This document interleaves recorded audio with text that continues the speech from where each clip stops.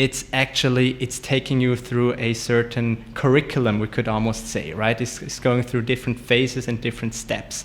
So share a little bit about the layout of the book and what the reader can expect about, going through those phases. Of course, each and every person has to experience that for themselves, because I've read it, and even though I already eat vegan for, several years, it's powerful. It's powerful again. So, please go on and share a little bit about the layout and what the reader can expect. Okay, excellent question, Nick. It's really broad.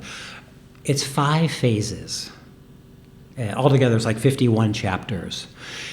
The first phase, I will introduce, let's say, 2 or 3 meditation techniques, some suggestions for exercise to get people going, some hands-on healing. Basically, just put your hands on your heart and say, hey, I'm taking the time to take care of myself.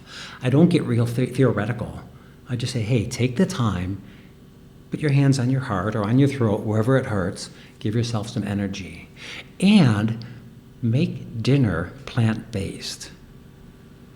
And then I make several suggestions. I'll try this Italian food or Mexican food or something that would be good food, enjoyable, and is plant-based. So phase 1 is getting the ball rolling, making some of these small changes in your life. Concurrently, I'll ask people, whatever you use with social media, and I think I use the average 3 hours a day, I say cut it back to 2 hours a day. Because when you cut back, let's say, this social media, that social media, from 3 to 2, now you have an hour free. So you have half an hour for meditation, half an hour for hands-on healing, maybe a little more time for exercise.